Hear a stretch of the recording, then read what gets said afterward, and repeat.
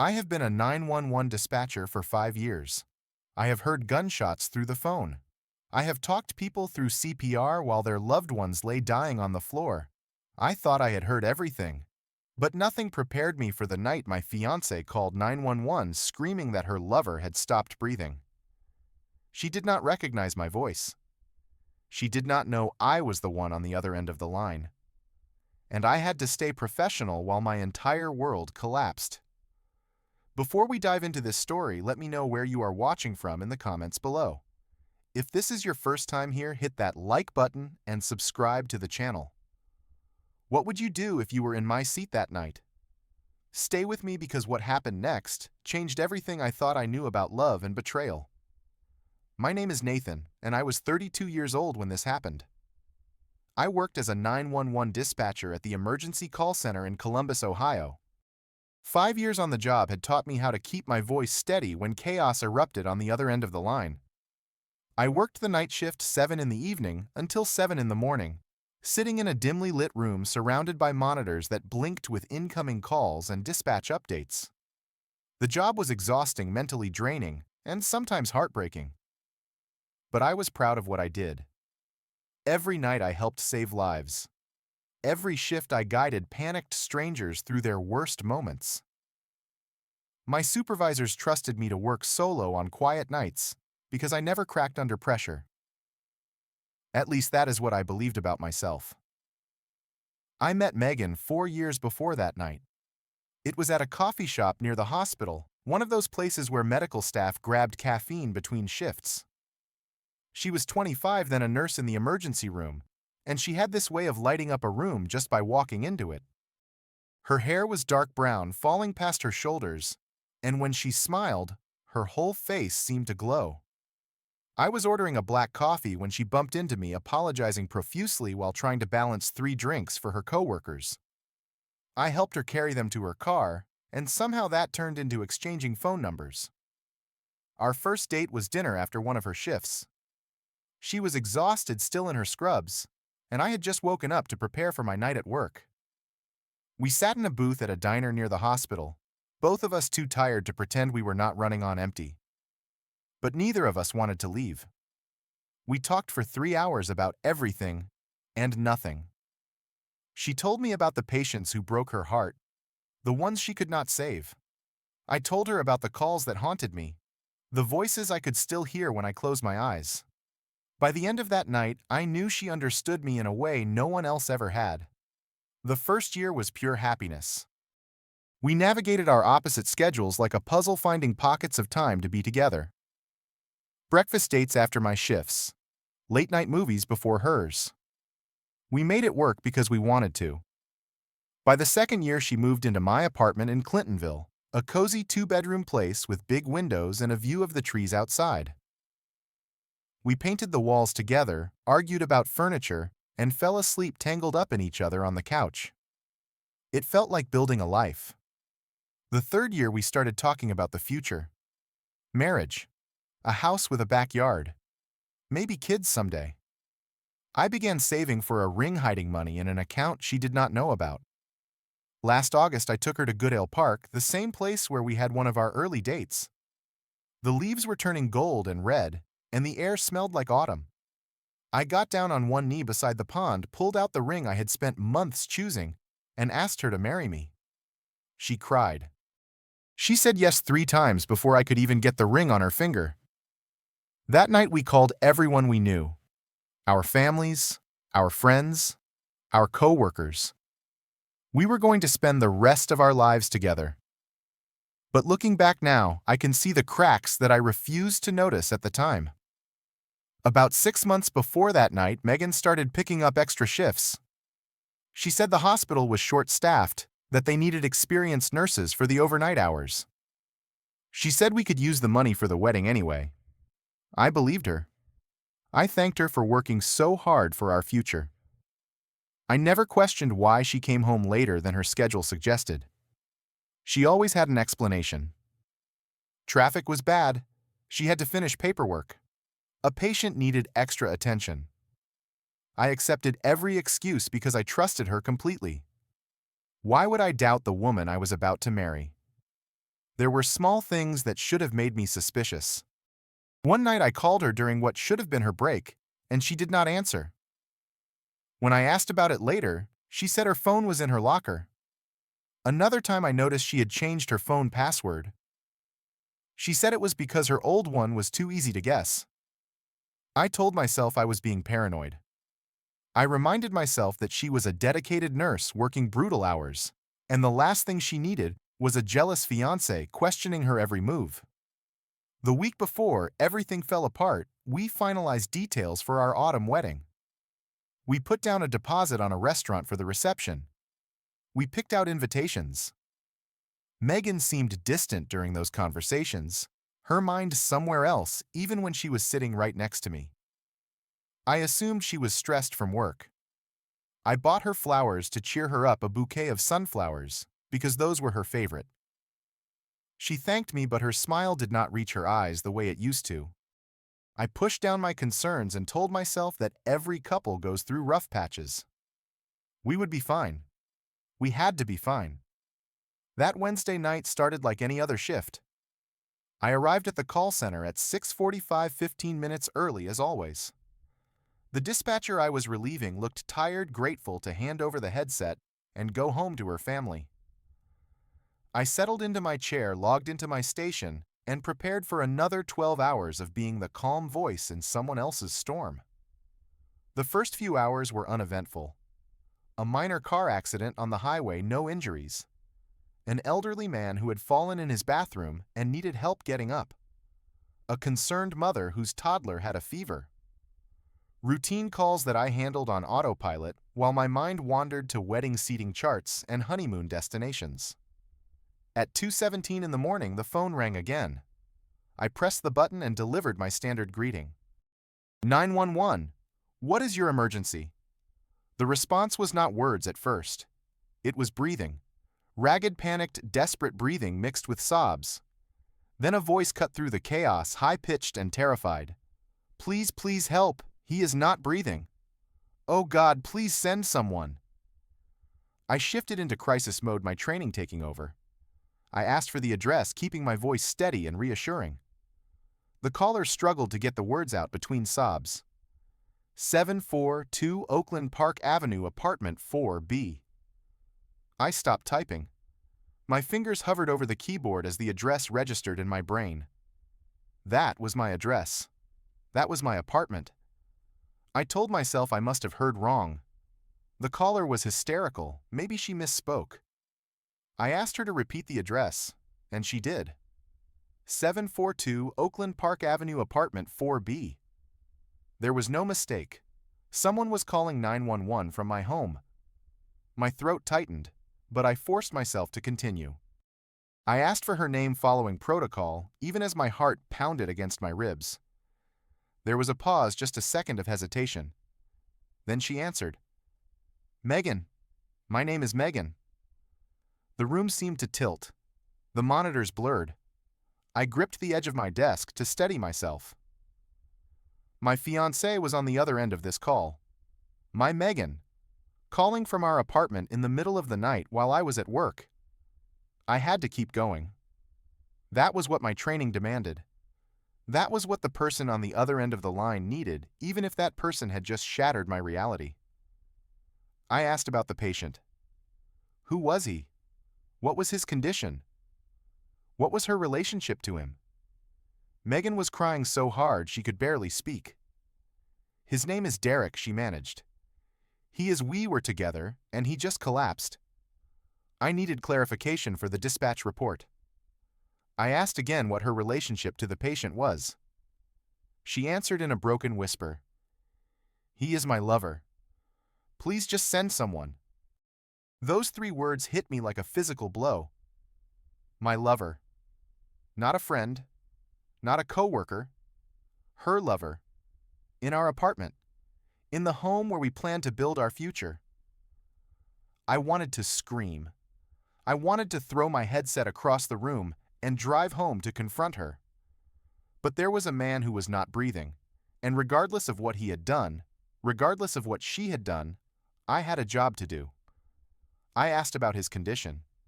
Megan said he was not responding. His skin was turning blue. She did not know what happened. They were just talking, and he grabbed his chest and collapsed. I walked her through CPR.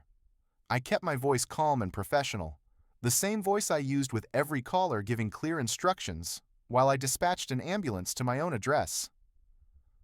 Press hard and fast in the center of his chest. 100 compressions per minute. Do not stop until the paramedics arrive. Megan followed my instructions, sobbing between compressions. She had no idea she was talking to me. She was too panicked to recognize my voice, and I was using my dispatcher tone flat and controlled nothing like how I spoke to her at home. The call lasted 7 minutes. 7 minutes of guiding my fiancée through the process of trying to save her lover's life. 7 minutes of listening to her cry and plead and beg God to let him survive. When the sirens finally echoed through the phone, when she gasped that the paramedics were there, I felt nothing but numbness. "Thank you," she said. "Thank you so much." Then she hung up, never knowing that the voice on the other end belonged to the man she was supposed to marry. I sat motionless for a long time after that call. The headset was still on my ears, the dial tone buzzing softly. My replacement for the next shift arrived early, took one look at my face, and asked if something was wrong. I told him it was just a rough call. He nodded sympathetically. Everyone in this job understood rough calls. He did not need to know that mine was different from anything he could imagine. I finished my shift like a machine. I filed the report. I logged out of the system. I signed the handover sheet with a hand that would not stop trembling. The drive home took 20 minutes. I did not turn on the radio. I did not turn on the heat, even though it was February in Ohio and the temperature was below freezing. I could not feel the cold. I could not feel anything. I just drove, watching the streetlights pass, replaying the call in my head over and over again. "He is my lover. Please just send someone." I parked in front of my building at 7:45 in the morning. The ambulance was gone, but there was an unfamiliar car in the visitor lot. A silver sedan that I had seen before, but never thought twice about. It belonged to Derek. Dr. Derek Harrison, an emergency room physician at the same hospital where Megan worked. I had met him a few times at hospital events. Megan introduced him as a colleague, a good friend. I invited him to our apartment once for dinner, shook his hand, thanked him for being such a great support to my fiancée during stressful shifts. Now I understood what kind of support he had been providing. I climbed the stairs slowly, each step heavier than the last. When I reached our door, I paused with my key in the lock. Part of me wanted to turn around and leave, to pretend I never heard that call, to live in ignorance for just a little longer. But I could not. I unlocked the door and stepped inside. Megan was sitting on the couch, still in the clothes she must have been wearing when the paramedics arrived. Her eyes were red and swollen, her face streaked with dried tears. She looked up when I entered, and for a moment, confusion crossed her features. "Nathan," she said. "You are home early." I did not respond. I looked around the apartment, taking in the details I had been too blind to see for months. 2 wine glasses on the coffee table. A man's jacket draped over the armchair. The throw blanket on the couch arranged differently than how I left it. Megan started talking before I could say anything. "A friend was here," she said quickly. "He got sick. I had to call 911. It was scary, but he is going to be okay, I think." She was looking at me with wide eyes, trying to gauge how much I knew. I let her finish her lie. Then I spoke the words that made her face go pale. "I know Megan. I was the operator." The transformation was immediate. Confusion became shock. Shock became horror. Horror became despair. All in the span of a few seconds, I watched her realize the magnitude of what had happened. She opened her mouth, closed, it opened it again. "Nathan," she whispered, "I can explain." I shook my head. "There is nothing to explain. I heard everything. He is your lover. You said it yourself." She started crying again, the same desperate sobs I had heard through my headset just hours earlier. She said she was sorry. She said she never meant for this to happen. She said it started 6 months ago, just talking at first, then it became something more, and she did not know how to stop it. I listened without interrupting. I wanted to hear her try to justify destroying everything we had built together. I asked her one question. In our bed, Megan. In our home where we planned our future. She could not answer. She just cried harder. I asked another question. Was any of it real? The proposal, the wedding plans, the life we were building? She insisted that she loved me, that she had always loved me, that she was just confused that she made a mistake. I shook my head again. A mistake is forgetting to buy milk, I told her. This was a choice. Hundreds of choices every single day to lie to me, to betray me, to bring another man into our home. I walked past her into the bedroom. The sheets were different from the ones I remembered. She had changed them, probably trying to hide the evidence before I came home. I pulled my suitcase from the closet and began packing. Clothes, documents, my laptop, the few things that mattered to me. Megan followed me, grabbing my arm, begging me to stop. Please, she said. We can work this out. We can go to counseling. We can fix this. I looked at her, really looked at her, and felt something shift inside me. The love I had felt was still there, but it was buried now under layers of hurt and disbelief, and a strange cold clarity. You called 911 for your lover from our apartment, I said. There is nothing to work out. I continued packing. She kept talking, kept apologizing, kept making promises. I tuned her out. When my suitcase was full, I took out my phone and called a moving company. I requested a small truck for that afternoon. Then I called our landlord and asked to have my name removed from the lease. Then I called the bank to separate our joint account. Then I called the restaurant where we had booked our wedding reception and canceled the reservation. Each phone call was a thread I was cutting cleanly and deliberately, severing myself from the life I thought we would share. The moving truck arrived 2 hours later. I loaded my belongings while Megan stood in the doorway watching, still crying. When I had put the last box in the truck, I paused. I reached into my pocket and pulled out the engagement ring I had bought for her, the one she had worn so proudly for the past several months. I set it on the table by the door. You can return this, I said. Or give it to Derek. I do not care anymore.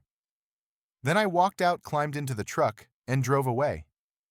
She called my name as I pulled out of the parking lot. I did not look back. The first 2 weeks were the hardest. I stayed with my parents in their house outside the city, in the room where I had grown up. I barely ate.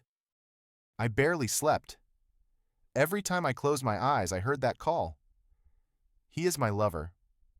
Please just send someone. The words echoed in my head like a song I could not stop playing. My mother brought food to my room without asking questions. She just sat with me sometimes, her presence a quiet comfort. One night my father came in and put his hand on my shoulder. You did the right thing, son, he said. The hard thing and the right thing. That meant more to me than he probably knew. Megan tried to contact me constantly. Calls, texts, voicemails. I blocked her number after the first day. I did not want to hear more apologies or excuses. I did not want to know if Derek survived or what happened between them afterward. I just wanted silence. After 2 weeks, I went back to work. My coworkers had heard rumors the way people always do in small professional circles, but no one asked me directly. They just treated me with a gentle carefulness, giving me space while making sure I knew they were there if I needed anything. My first night back, I was terrified to put on the headset. I was afraid every female voice would sound like hers. My first call was from a mother whose daughter had a high fever. I talked her through checking for danger signs, helped her stay calm until the ambulance arrived. The little girl was fine. When the call ended, I realized something important. This job still mattered. I was still helping people. My personal tragedy did not change that. 3 months after the breakup, I moved into a studio apartment near downtown. It was small, just one room with a tiny kitchen and a bathroom, but it was mine. No memories of Megan in the corners. No ghosts of the life we almost had. I bought new furniture, cheap stuff from secondhand stores, and slowly made the space feel like home. I started going to the gym after my shifts, lifting weights, until my muscles ached, running on the treadmill until my lungs burned. It helped quiet my mind. A coworker named Marcus invited me to join his Sunday morning running group. I said yes, partly out of loneliness, partly because I needed something to fill the empty hours. The group was a mix of ages and backgrounds, united by nothing except a willingness to wake up early and run through the city streets. I made friends there, people who knew nothing about my past, who only knew me as Nathan, the guy who showed up every Sunday, rain or shine. Marcus also introduced me to a volunteer program at a local children's home. I started spending Saturday afternoons there teaching kids how to play basketball. Their laughter was medicine for wounds I did not know how to heal any other way. 6 months after that night, I ran into Megan at a grocery store. I was reaching for a carton of eggs when I saw her in my peripheral vision standing at the end of the aisle. She looked different. Thinner. Tired. The spark that had first attracted me to her was gone. She was not wearing the engagement ring. She approached me hesitantly, like she was afraid I might run away. "Nathan," she said, "can we talk?" We stepped outside, away from the fluorescent lights and the background music. She told me that Derek had recovered from his cardiac episode, but had broken up with her shortly afterward. He said he did not want the drama. She told me she was sorry again for the 100th time. She asked if there was any chance, any possibility at all that we could start over. I looked at her for a long moment. The anger I had felt for months was fading, replaced by something softer and sadder. "I forgive you, Megan," I said. "But forgiving does not mean going back. I wish you well." Then I paid for my groceries and left. My steps felt lighter than they had in a long time. A year after that call, I was promoted to shift supervisor at the call center. I trained new dispatchers, teaching them the skills that had helped me survive the worst night of my life. I was still single. I was not ready for another relationship, not yet, but I was okay with that. I had rebuilt my life piece by piece, and I was proud of what I had created. I had friends who cared about me. I had work that gave me purpose. I had peace. Sometimes during quiet nights at the center, I thought about that call. I thought about how one phone call had shattered everything I believed about my future. But it no longer made me feel broken. It had become part of my story, a chapter that hurt to read, but taught me something valuable. I learned that betrayal does not define my worth. It defines the character of the person who betrayed me. I learned that keeping your dignity when everything falls apart is the greatest victory you can win. I learned that forgiveness is not about letting the other person off the hook. It is about freeing yourself from the weight of carrying that anger forever. And I learned this: losing someone who did not truly love you is not a loss. It is a release. There are still nights when I sit alone in my studio apartment, watching the city lights through the window, wondering if I missed signs I should have seen.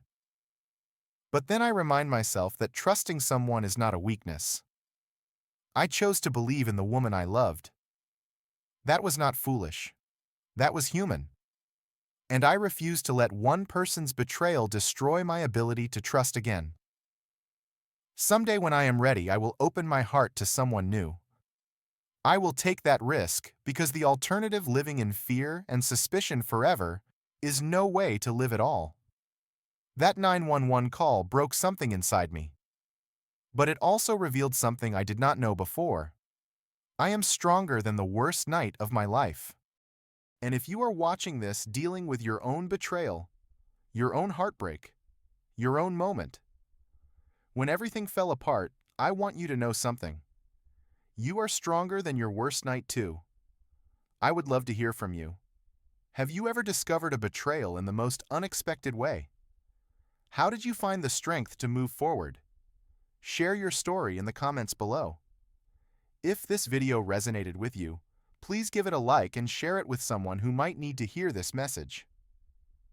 Subscribe to the channel if you want more stories like this one. And remember, no matter what you are going through, you have the strength to survive it. Thank you for listening, and I wish you healing peace and the courage to trust again when you are ready.